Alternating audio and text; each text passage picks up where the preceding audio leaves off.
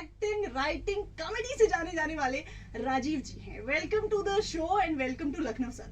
बहुत बहुत धन्यवाद कि आपने इतने प्यार से, इतने खुलूस से मुझे यहाँ पर बुलाया और मैं लखनऊ आया, और लखनऊ वालों का प्यार राजीव निगम को हमेशा से मिलता आया है। बिल्कुल मिलता है। और बस उसी प्यार को एक्सप्लोर करने के लिए आपने इस यूपी को इतना आगे जो बढ़ाया है। हाँ भाई, अपनी जगह है, अपनी धरती है, अपनी मिट्टी है, अपने लोग हैं, हाँ जी, तो एक मोहब्बत तो होती है। बिल्कुल। अच्छा सर, प्लीज अपने बारे में, वैसे तो सब जानते हैं बट मैं चाहूंगी कि एक छोटा सा ब्रीफ अपने बारे में बताइए। मैं बहुत एक मामूली सा आदमी हूँ, अदना सा इंसान हूँ। राजीव निगम मेरा नाम है। स्टैंड अप कॉमेडी मेरा काम है, और स्टैंड अप कॉमेडी में भी बहुत सारे जोन होते हैं, जिसमें से मुझे पॉलिटिकल सटायर मुझे बहुत ज़्यादा पसंद है, जो कि आज के दौर में थोड़ा सा मुश्किल भी है। इसलिए लोग तरह तरह से सोचते हैं, उनको लगता है कि कहीं मैं पॉलिटिकल आदमी तो नहीं हूँ, कहीं मैं इस पार्टी से तो नहीं हूँ, कहीं मैं उस पार्टी से तो नहीं हूँ। तो मैं आपको बता दूं, मैं किसी पार्टी से नहीं हूँ, मैं सिर्फ जनता पार्टी से हूँ। जनता पार्टी से आप? पब्लिक एब्सोल्युटली है ना, और भारतीय तो मैं हूँ। हाँ जी, हाँ जी। अच्छा, ये आपकी कॉमेडी में हमेशा से राजनीति इन्वॉल्व थी, या फिर ये अभी आपने सोशल मीडिया पे जो वीडियो डालना शुरू? नहीं, मैं ये मेरा बहुत पुराना, आई थिंक मुझे 25 साल हो गया ये काम करते हुए। शुरुआत मैंने मीडिया से की थी, जहाँ पर मैं पॉलिटिकल सटायर के कॉलम लिखा करता था न्यूज़पेपर में। ओके। देन उसके बाद फिर मूवर्स एंड शेकर्स, एक इतना बड़ा शो जो शेकर्स में जो होस्ट करते थे, तो वो भी पॉलिटिकल सटायर, कंटेम्प्रेरी न्यूज और इन सारे सब्जेक्ट्स पे होता था।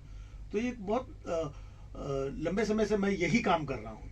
लेकिन आज का दौर थोड़ा सा कहीं ना कुछ हिला हुआ है, तो उतना बहुत सारे लोग नहीं कर रहे हैं। तो जो कर रहे हैं से आते कहीं ना कहीं राजनीति गढ़, यू नो, उत्तर प्रदेश। तो अब जब मैं करता हूँ तो लोगों को लगता है अरे यार ये क्या बोल रहा है।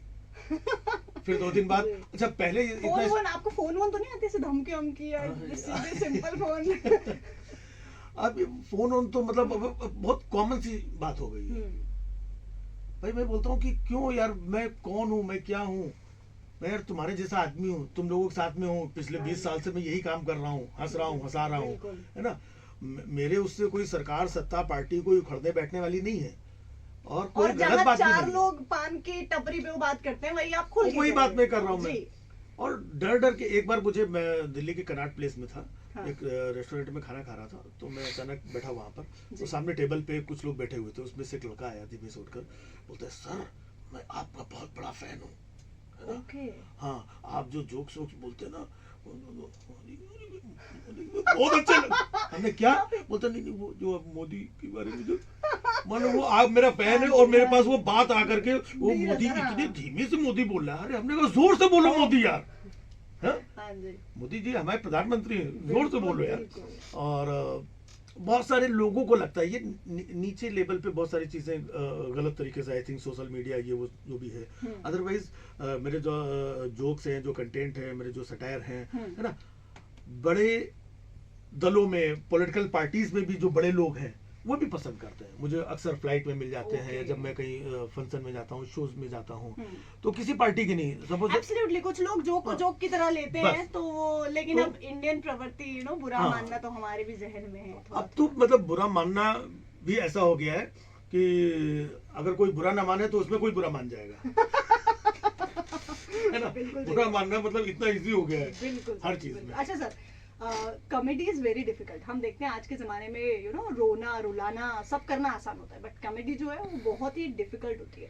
तो बीइंग अ कॉमेडियन, इतने साल हो गए आपको, बट आई एम श्योर कि हर बार आपको एक नया कंटेंट लाना होता है, तो एक रिसर्च भी करनी होती होगी। बिल्कुल बिल्कुल। तो कितना डिफिकल्ट टास्क है एक कॉमेडियन होना? देखिए, बात सिर्फ एक कॉमेडियन की नहीं है। अगर आप एक एक्टर हैं, आप रेडियो पे काम करती हैं, या कोई दूसरे फील्ड में है, या एक डॉक्टर है, या एक एडवोकेट है, तो वो अपनी पढ़ाई करके आता है। उसके बाद में हर केस को कैसे हैंडल करना है, तो रिसर्च करना पड़ता है, मेहनत करनी पड़ती है, आपको भी स्क्रिप्टिंग करनी पड़ती है, हर दिन बहुत कुछ ऑब्जर्व करते रहना पड़ता है। तो ये काम है ऐसा। एक दौर था कि जहां पर कॉमेडियन से मतलब जिन्होंने 10, 12, 15 जोक चुटकुले इधर उधर से रट लिया, कहीं पर गए वही जोक चुटकुले सुना, ये कॉमेडियन क्या कॉमेडी। तो वो उसमें उनका पूरा जीवन निकल जाता था, लंबा 10, 12, 15, 20 साल कैरियर के निकल जाते थे। लेकिन जिस तरीके से दौर बदल रहा है, इतनी आज हमने चीज़ें सुना दी, लोगों ने सुन ली फटाक से, ये मीडिया वो इधर उधर सोशल मीडिया से हर मोबाइल में व्हाट्सएप पे लोगों तक पहुंच वायरल हो गया, गया, हाँ। वायरल हो गया। अब दूसरे दिन तीसरे दिन कोई नई खबर आ गई, अब वो कोई सुनने को तैयार नहीं है। अब क्या करोगे? तो तीसरे दिन फिर आपको फिर कुछ नया फिर जनरेट कुछ करना नया, पड़ेगा। हाँ। तो वही कहते हैं कि जो माहौल है, इस माहौल से बहुत कुछ सीखना, समझना, ऑब्जर्व करना और डिलीवर करना, तो यहीं से मिलता है। थोड़ा सा नो डाउट एफर्ट्स तो डालनी पड़ते हैं। जी। और कुछ ऐसी पर्टिकुलर रिसर्च भी आप करते हैं आज भी कि भैया ऑब्जर्वेशन या ये देख लिया, घर से हाँ। कंटेंट निकाल नहीं नहीं, लिया, बिल्कुल ये ऐसा? चौतरफा, मैं जहाँ कहीं भी निकलता हूँ। हाँ। अभी मैं जहाँ पर था, हाँ। मैं किसी को मिलने गया था, तो वहाँ देखा बाहर कुछ लोग धरना प्रदर्शन दे रहे थे। अच्छा। हाँ, तो मैं खड़ा हो गया ऑब्जर्व करने के लिए कि कहाँ क्या चल रहा है। तो वो धरना प्रदर्शन में 150-200 लोग बैठे हुए हैं, हाँ। ऐसे सब मुंह लटकाए हुए। तो हमने कहा ये बेचारे थके हुए हैं, भूखे हैं, क्या है। फिर अचानक मैं ऐसे, मैंने थोड़ा सा अपना मुंडी घुमाई, थोड़ी देर बाद अचानक आवाज आई, हमारी मांगे पूरी का हमारी। अरे मैं बोले क्या हो गया चल। और फिर देखा कोई एक कैमरे वाला आ गया था, हाँ जी। मीडिया वाला कोई, जैसे उसने कैमरा खोला, हमारी मांगे। अच्छा, लाउड हो गया, हाँ। और उसके बाद में वो कैमरे वाला देखा, फोल्ड करके चला गया, ये फिर मुंह लटका के बैठ गया। फिर मैं 10 मिनट खड़ा रहा, अचानक जैसे मुंडी को हमारी हमने क्या हुआ, कोई आया क्या? फिर तो ये ऑब्जर्वेशन content, कि हाँ। हाँ, कि वो कैमरा जैसे कोई आया, न्यूज चैनल मीडिया कोई आया, हाँ। तो अब वो भी बेचारे अगर देखो तो 4 दिन से 8 दिन से कब से बैठे हुए पता नहीं, तो वो 24 घंटे चिल्लाते ही थोड़ी रहेंगे। बिल्कुल। जैसे कैमरा आता है उसमें चिल्ला देते हैं, उनकी बात पहुंच जाती है, फिर हाँ। चुपचाप बैठ जाते हैं, फिर कैमरा आता है। अच्छा, कॉमेडियन का ना, जैसे आपने बोला सारी फील्ड में स्ट्रगल तो होता ही है, ट्रू।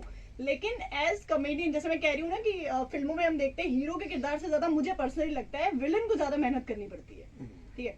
तो एज कॉमेडियन को का जो दिमाग होता है ना, बहुत क्रिएटिव होता है, बहुत creative। जैसे अभी आपने ये धरने में से निकाल लिया जो आम जनता सोच भी ना पाए, तो ये क्रिएटिविटी हम लोगों को भी चाहिए होती है कि भाई क्रिएटिव कुछ आ जाए। तो ये क्रिएटिविटी जिन लोगों को चाहिए उनको आप एक टिप क्या दोगे, हाउ टू अपने दिमाग को क्रिएटिव कैसे बनाए? क्रिएटिव बनाने के लिए मैंने यही बोला कि हमेशा आपको ऑन रहने की जरूरत होती है। आप ऑन है ना, तो आप कहीं भी जाएं, आप दिल्ली हो, मुंबई हो, इंडिया के अंदर हो, बाहर हो, फ्लाइट के अंदर हो, ट्रेन के अंदर हो, प्लेटफॉर्म पे हो, घर पे हो, वाइफ के साथ हो, बच्चों के साथ में हो, पड़ोसियों के साथ में हो, सब्जी वाले के साथ में हो, होटल में हो, रेस्टोरेंट में हो, कहीं पर भी आप कुछ कर रहे हैं, तो इतने सारे अगल बगल लोग मिलते ही रहते हैं, हम सबको देखते रहते हैं।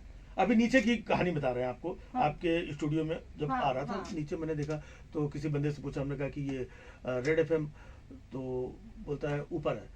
तो हमने कहा कौन से फ्लोर पर? बोलता फ्लोर नहीं, आप ऐसे ही चले जाओ। कौन है वो आदमी, आप बताओ। नीचे बोलता फ्लोर नहीं है, आप चले जाओ ऊपर। अच्छा sir, please tell me about your upcoming projects आपके।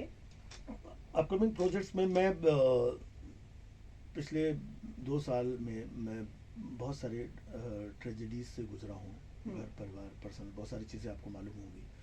तो अभी मैं अपने आप को रिपेयर करने में लगा हुआ हूँ। ओके। हाँ, क्योंकि इतने ज़्यादा लॉसेस हुए। मैंने हाँ जी, हाँ अपने जी। फादर को लॉस किया, वो खोया, देन फिर मैंने अपने बेटे को खोया। अभी रिसेंटली 1 महीने पहले मेरी फैमिली में एक और ट्रेजेडी हुई। तो जैसे मैं थोड़ा सा उठ करके खड़े होकर के कुछ प्रोजेक्ट चीज़ें कुछ करने की, तो इन हालातों में गिर जाता हूँ। तो अभी फ़िलहाल ये है कि मैं बहुत ज़्यादा प्रोजेक्ट्स नहीं कर रहा हूँ जिसमें मुझे बहुत ज़्यादा टाइम देना पड़े। मैं अपने क्रिएटिव काम पे ध्यान दे रहा हूँ। क्रिएटिव काम में मतलब मैं लिख रहा हूँ, जिसमें मुझे, क्योंकि वाइफ को भी मैं बहुत ज़्यादा छोड़ करके अभी 15 दिन का शूट आ रहा था, तो मैंने कहा नहीं जा पाऊँगा, या तो फिर इनको साथ में लेके जाऊँ, वो भी पॉसिबल नहीं था। तो अभी मैं क्रिएटिव काम कर रहा हूँ, ऑब्जर्व कर रहा हूँ, इसीलिए यहाँ पर भी घूम रहा हूँ कि कहीं कुछ मिलेगा। और आजकल काम करने के लिए अपने पास बहुत सारा प्लेटफॉर्म है अलग अलग, बिल्कुल बिल्कुल, जहाँ पे मैं काम कर रहा हूँ ऑलरेडी। अभी अच्छा, जरूरी ये नहीं कि हम फिल्में करें या टीवी करें, तो वही है, हमें ऑन रहना चाहिए। तो हम ऑन है। और एज ए राइटर भी मैं कुछ काम कर रहा हूँ। ओके। हाँ, एक वेब सीरीज पे मैंने काम किया जो प्रोसेस में है, चल रही है। हाँ, और अच्छा एक सर, फिल्म जैसे भी है। आपने भी बताया कि परेशानियों के दौर से आप गुजर रहे हो और गुजरे, और लॉकडाउन में हमने देखा कोविड में हर एक व्यक्ति बहुत ही नेगेटिव हो गया था। तो एज अ कॉमेडियन आप लोगों के पास यू हैव द पावर कि हर सिचुएशन को भी ना बहुत ही स्ट्रांगली आप लोग निकल करके आते हो और समझते हो। तो अ मंत्रा ऑफ अ गुड लाइफ और अ हैप्पी लाइफ जो आपको एज अ कॉमेडियन लगता है कि भाई कितनी भी मुश्किलें आ जाएं बट इस स्लोगन को या इस मंत्रा को फॉलो हमेशा करना चाहिए? मैं आपको बताऊं, अभी मेरे साथ स्टूडियो में एक फ्रेंड और आए हैं, है ना, उनका नाम है प्रशांत, और उनसे मैं इसलिए मिला क्योंकि वो थोड़े से डिप्रेशन में थे। ओके। हाँ, उनकी मदर एक्सपायर हो गई अभी कुछ समय 2 महीने पहले, तो तब से मैं उनके टच में रहता हूँ। वो बाहर ही नहीं निकल पा रहे हैं। ओके। सो मैंने कहा कि कोई बात नहीं, मैं 2-4 दिन रुकता हूँ यहाँ पर, आप मेरे साथ रहो। तो मैं उनको ले करके साथ में मैं ट्रेवल कर रहा हूँ, उनसे बात कर रहा हूँ। मैं बोला 2-3 दिन में तुमको मैं ठीक करके निकलूंगा यहाँ से। तो अभी 4 घंटे से हम लोग साथ में हैं, तो अभी मैं देख रहा हूँ थोड़ा सा बेटर फील कर रहे हैं। और इसमें सबसे खास बात क्या होती है, देखिए ये लाइफ है, लाइफ में पता नहीं कब क्या होगा, पता नहीं। और पहले ये बात कुछ लोगों को मालूम थी, अब सबको पता है। सबको पता है, बिल्कुल। अब सबको पता है, सबने देखा, लखनऊ ने तो बहुत ज्यादा देखा। तो एक चीज जो मोटिवेट करती है कि ये जो कुछ भी हुआ, मेरे साथ हुआ, मेरे पड़ोसी के साथ भी हुआ, इनके साथ हुआ, फैमिली के साथ हुआ, बच्चे, किसी की वाइफ, किसी की, तो अब मुझे लगता है किसी दिन अपने साथ भी होने वाला है ये, Which is true. हाँ, जो कि एकदम फैक्ट है, अपने साथ भी होने वाला है। तो जब अपने साथ भी होने वाला है तो टेंशन क्यों लेने का? इट मीन्स जो समय बचा है अपने पास, उसको हम कितने प्यार से, कितने खुलूस से, दोस्ती से, यारी से, कुछ अपने पास अगर कुछ है तो उसको किसी को दे करके, किसी को हेल्प करके, किसी के चेहरे पे मुस्कान ला करके, किसी के लिए खड़े हो करके, जो भी है तो वो करो। और आई थिंक वो एक आपको बहुत अच्छा पीस देता है और स्ट्रेंथ आपको मजबूत करता है। सही, बिल्कुल सही। अच्छा सर, सोशल मीडिया की बात करें तो आजकल ना सब वर्ल्ड जो है वो डिजिटल हो गया है, चाहे फिर वो एक महामारी की वजह से हुआ हो या जो भी रीजन है।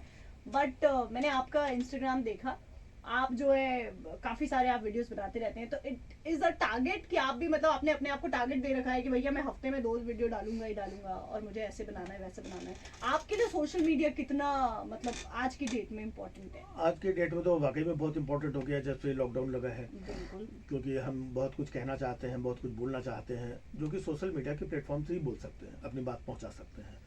और मेरे लिए तो ज़्यादा इंपॉर्टेंट इसलिए है क्योंकि मैं जिस तरीके का कंटेंट बनाता हूँ, काम करता हूँ, उसके लिए कोई दूसरा प्लेटफॉर्म है ही नहीं। टीवी पे किसी के बाप की हिम्मत नहीं है कि 2 जोक 4 जोक पॉलिटिकल कर सके, है ना। तो टीवी मेरे हिसाब से टीवी खत्म है मेरे लिए।